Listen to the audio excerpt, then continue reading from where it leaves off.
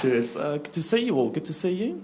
My name's James. I'm from Kettering, which is a small town next to the Weetabix factory. Yeah, you should whoop. It's a very popular dish. It's and all of you who eat it, you'll eat it in different ways. Some of you might cover it in yoghurt and honey. Other people, strawberries and cream or sugar and raisins. Basically, just get Weetabix and cover it in anything that tastes better than Weetabix. That's the rule. Some people get annoyed when I do that bit because I don't list how they have their Weetabix in the morning. You laugh. In Wolverhampton, it kicked off. So, whoa, you're a cool guy. Got a hat on. I bet you've got a good phone as well. Have you got a good phone? It's all right, yeah. Well, let's get a look. Pretty cool. Nice. So what are we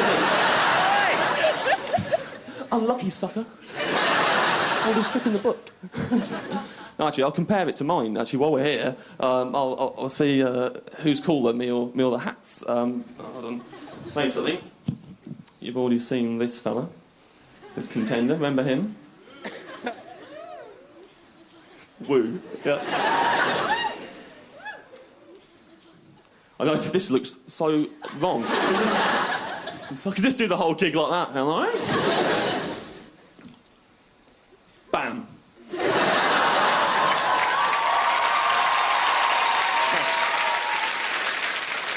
Yeah. Of course I've won. If you can't see that at the back, it's the phone you used to have. So, you know, this is actually not as good as it looks as well, because about 6 months ago, I threw it across a road. Not on purpose. I've got, I gesticulate a lot when I talk. I've got bad grip, and making a passionate point outside a pub, and then I didn't have my phone anymore, so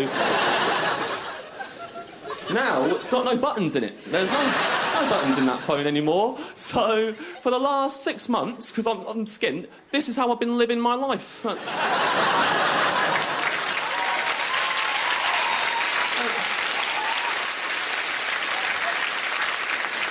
Right, I know that looks lame, but from a distance it appears as though I've got a BlackBerry. I get ladies approach me from across bars with this, seeing me from across the rooms going, oh, he looks quite... Oh no, he's just poking an old Nokia with a biro. Get your numbers, might take a while. I'll leave things to the last minute to get new ones anyway. They always break, and then I'll get a new one. Basically, you probably want your phone back, don't you? Yeah. Everyone was thinking then he's actually nicked it. It'd be great if I just had loads of good phones. I'll tell you, I'll start off with a fun fact. I'll tell you a fun fact. I learned the other day that if you have Botox, right, on the night that you've had Botox, you fall asleep on the side of your face. You'll wake up the next morning and your eyebrow will have slid from here round to here. Tremendous. I figured out if you sleep evenly on both sides of your face, you'll wake up the next morning, it'll look like your eyes are in brackets. That's true, I think. I'm pretty gullible. I don't know. When I was 9, my dad took me to London for the day and spent the whole day just lying to me for his own amusement to see what I would believe. And the main one he got me with were on the escalators, going past all the different signs for all the different West End shows that are on the Underground. And he told me that the people who put up those posters have one of the hardest jobs in the world.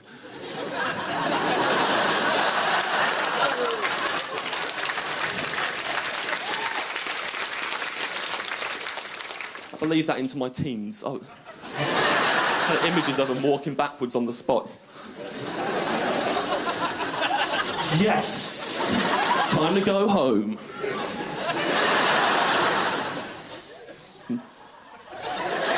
My impression of a man on an escalator. Pretty good impression. You guys didn't get to see it. It's pretty sweet.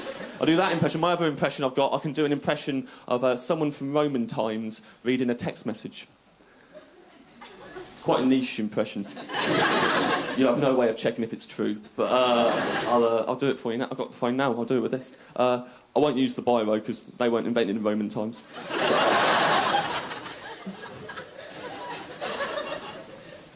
This is someone from Roman times. They're reading a text message. 20? Oh no, those are kisses.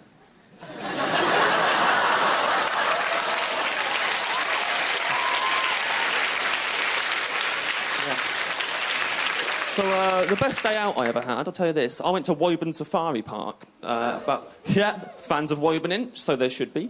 It's an awesome place. I went with my girlfriend at the time, and it was brilliant. Before we even got into the park, it was amazing. We're driving up to the gate, and there was a sign on the gate, and the sign said, "There will be no lions in the park today due to strong winds."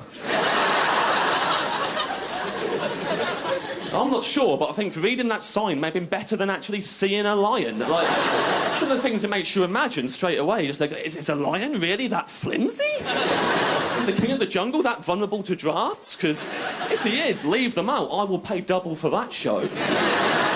Figured out, right, if Woburn Safari Park want to save a lot of money, all they've got to do is get rid of all their animals and just replace them with vague notices explaining why the animals are no longer there.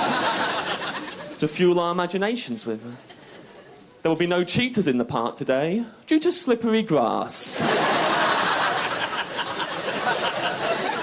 There will be no zebras in the park today due to Zebra Christmas. There will be no chameleons in the park today, or will there? Me and that girl, we split up after that. It's not a sad story, we just weren't right for each other. Like, for example, I used to have a T-shirt. I've owned more T-shirts since. I used to have a T-shirt, had a drawing of a haunted house on it. And in all the little windows, there were ghosts. But you couldn't see the ghosts if the lights were on, because the ghosts would glow in the dark. Right, she didn't think that was cool. No, I know I'm not cool. I was in the Scouts till I was 15. That is as old as you're allowed to be in the Scouts before they ask you to leave. Like, it's fine. I never got bullied at school or anything like that. Although I was chatting to my dad about school recently, and he was there going, "Well, you know, James, school's tough for anyone. Don't have to tell you, you got bullied." And I was like, "No, I didn't. I've never been bullied at school." He just went, "Didn't you? I just always assumed you did." Right, assumed. That means he'd watch me leave for school every morning with my trousers 2 sizes too small for me and my Thomas the Tank Engine lunchbox, and just be like, "Well, I'd bully him." Sending our child to the slaughter, Diane, and then he punched him in the face myself. Once, my friend Emma went into school and another kid hit her in the face with a sock full of acorns. Right. Thanks for laughing, because when I laughed, she got so offended. She thought I was laughing at the fact that she got hurt, which I wasn't. What I was laughing at in that sentence was a sock full of acorns. That's what was going to make me laugh. She said I went to school today, a kid hit me in the face with a brick.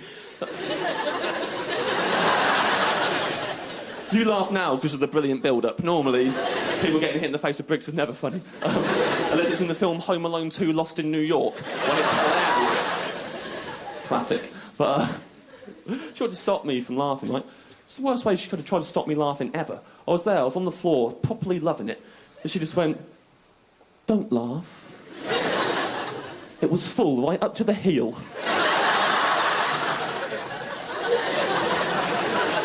Worst I've ever got. I got poked in the eye once. You know. Fair enough. I poked her. This wasn't even in school. It was like a couple of years ago. And I had to go to Moorfields Eye Hospital. And on the way there, in the cab, I was in denial about how bad the eye was. So I was trying to do a crossword the whole way there, like the whole thing. And every time the cabbie would look at me in the rearview mirror, I'd chew the pen to make out like I was just struggling with the clues that had nothing to do with the fact my eye was bleeding. And then dropped me off at Moorfields. As I was walking up to the door, everyone was recoiling from my hideous face, just trying to get out of my way. It's like, right, let me go to the toilets, assess the damage, see how bad this is. Now, it's pretty bad. But what really stood out was that I had a river of ink running all the way down my chin. I've been chewing the pen. Everyone must have been looking at me going, "Oh, God, he can't take care of himself at all." Sitting at home, breaking off pens in his mouth and jabbing them in his eye. You get what you deserve. Sitting there in the waiting room next to a lady, she asked me how I'd hurt my eye. Now, at the time, it's before I did stand up, I used to work in a school with autistic children. And one of them kicked off that day. When I tried to get involved, the way he responded was he got his finger and he ploughed it into my eye of a crunch. And when it was in there, quickly, just...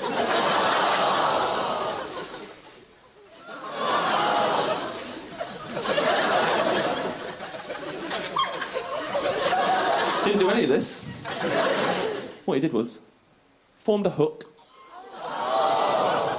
Then, on the return journey, dragged his very long fingernail over my eyeball, scratching the surface.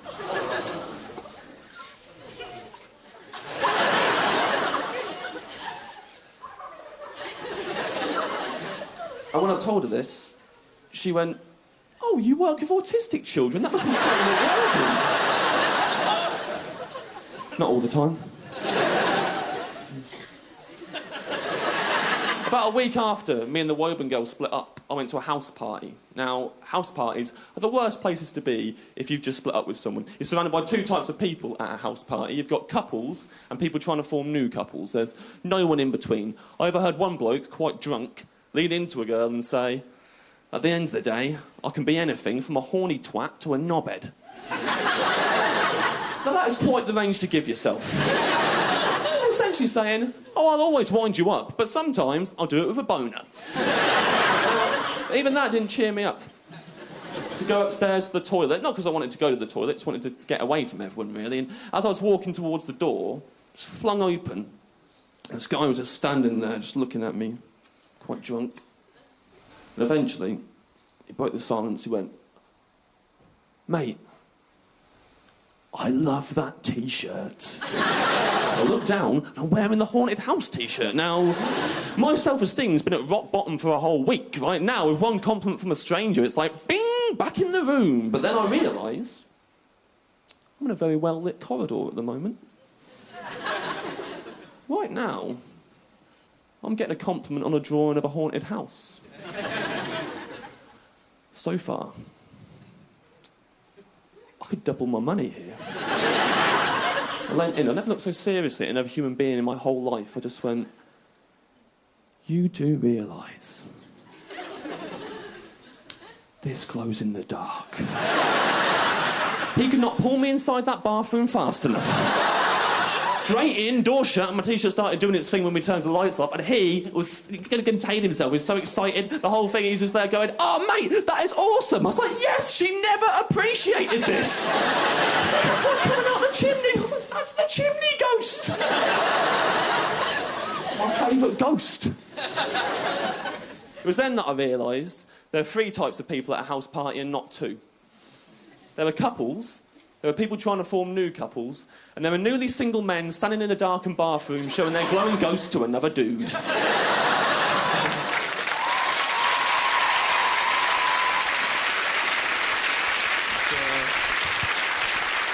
Thank you. You guys have been an absolute pleasure to talk to. I hope to see you again soon. I'll see you later. Goodbye.